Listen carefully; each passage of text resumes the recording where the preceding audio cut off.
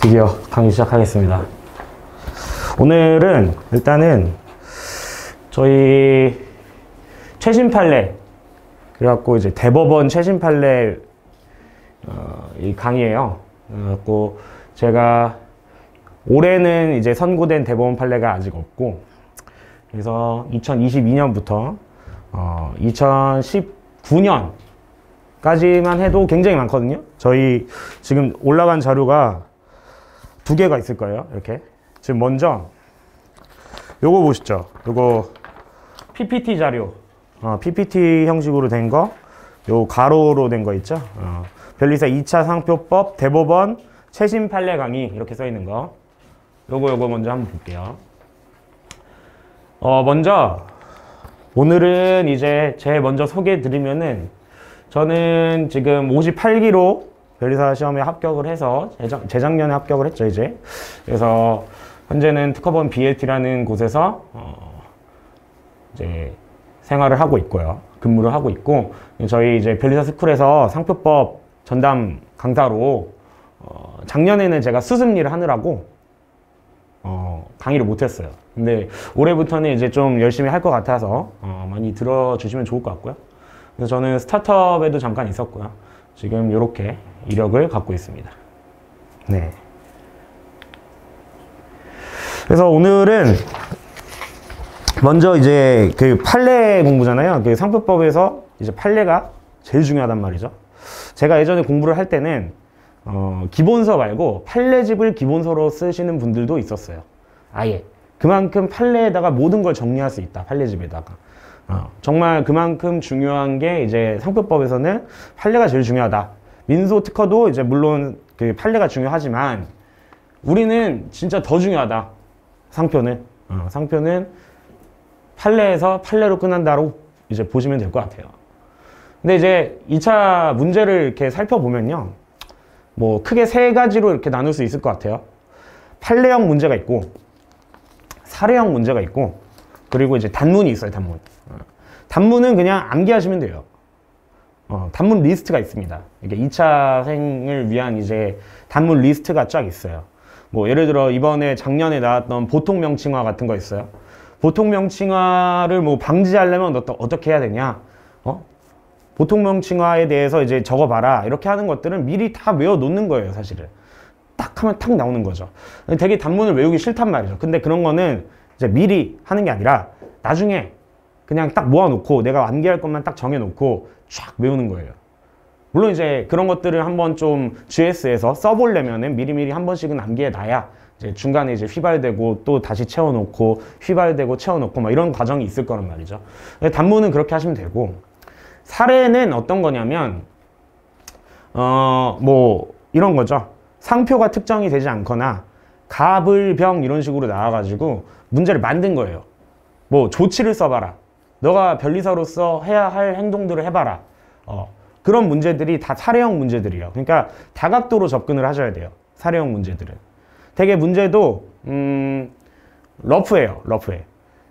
문제를 이렇게 살펴보면 굉장히 러프하고, 그런 문제들은 좀 하나를 깊게 적는 것보다는 다양한 각도에서 답안을 적으셔야 돼요. 사례형 문제는. 그렇게 해야 고득점이 가능하십니다. 그리고 이제 판례형 문제는 답이 정해져 있어요. 이렇게. 답이 이제 뭐 웨딩쿨이다, 아니면 뭐 청문각이다. 그러면은 뭐 이제 심한 경우는 메트로시티 판례가 있어요. 메트로시티가 우리가 57회 1번 문제로 나왔었는데, 권리소진 이론 판례죠.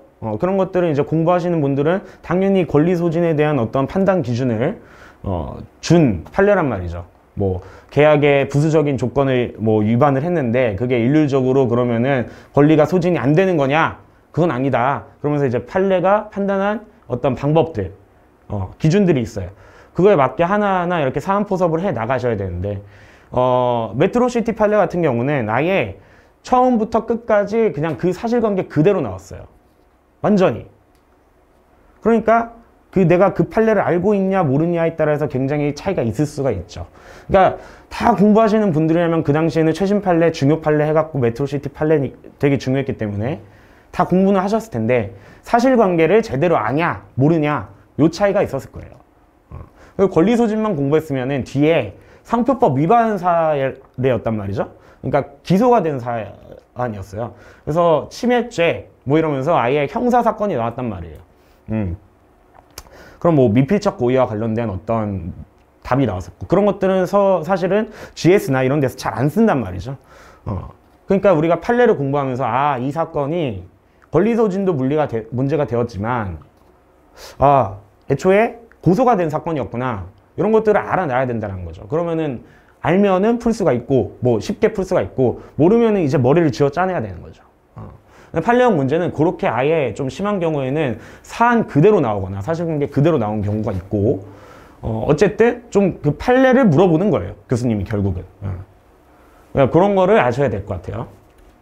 그래서 이제 제가 기출문제 분석 강의, 뭐 공부법 특강 강의에서도 계속 이제 말씀을 드린 건데, 한 번 더 이제 판례 특강에서도 말씀을 드릴게요. 그래서 2차 판례를 어떻게 공부를 하느냐, 요거를 이제 한번 봅시다. 그래서 우리가 이제 판례가 너무 많잖아요. 판례 집이 있을 만큼 판례가 많단 말이죠. 그러면은 이렇게 생각을 해보면 될 것 같아요. 최신 판례가 있고 전통적인 판례들이 있다. 이거는 이제 구분하는 거는 언제 선고가 됐냐, 그리고 이제 이거에 따라 나누겠죠. 어떤 뭐 최신 판례를 나누는 명확한 기준은 없어요. 그러니까 내가 지금 2023년이니까 한 7, 8년 내는 최신 판례라고 봐야겠네. 이렇게 하면 이제 최신 판례라고 생각을 하는 거고, 그것도 너무 오래됐다. 그냥 5년으로 잡고 가는 거고, 이제 그렇게 느낌을 보시면 돼요. 근데 저렇게 막 2000년대 초반, 2010년대 초반 막 이렇게 나온 것들, 이런 것들이 있으면은, 이런 것들은 이제 좀 전통적인 판례들이겠죠. 58회 3번에 나왔던 크로커다일 판례는 전통적인 판례이긴 했어요.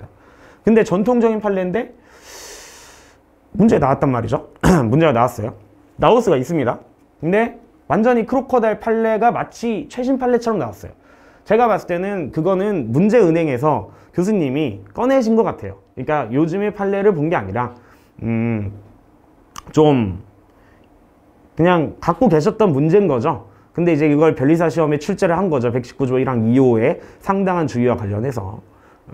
그렇게 낼 수도 있지만 어쨌든 그거는 뭐 사실관계 같은 거는 우리가 뭐 브랜드 매뉴얼을 교부해갖고 이런 것들을 어떻게 상당한 주의를 했냐 마냐 이런 것들까지는 다 알고 있단 말이죠.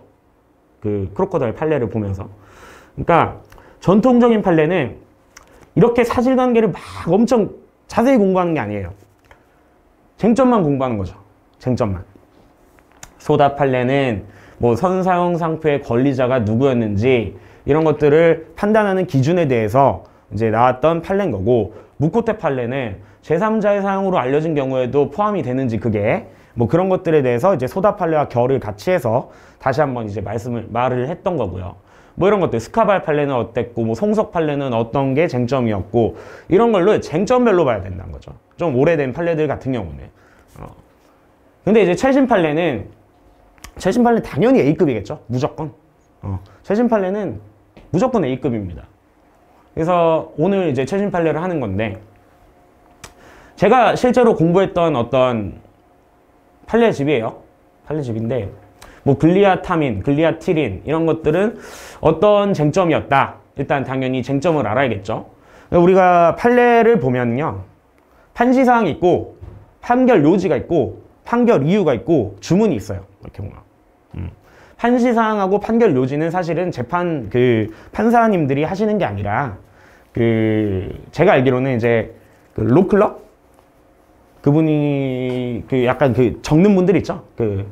법정에서 이렇게 컴퓨터 치면서 이렇게 판사님들이 말씀하시는 거 적고 막 이런 분들이 있어요. 재판연구원인가요? 아무튼 그분들이 요약을 하는 거예요. 요약을. 판시사항은 뭐였고, 판결 요지는 뭐고, 이런 것들을. 판시사항은 쟁점이라고 생각하시면 돼요. 뭐뭐 하는지 여부. 이러면서. 그리고 그거에 대한 답이 판결 요지입니다. 매칭이 돼요, 매칭이 이렇게. 1대1로. 그 판결 이유는 그런 거에 대해서 그냥 말씀을 하신 거예요, 실제로. 그래서 주문은 뭐 기각을 한다, 인용을 한다 이러면서 나오겠죠.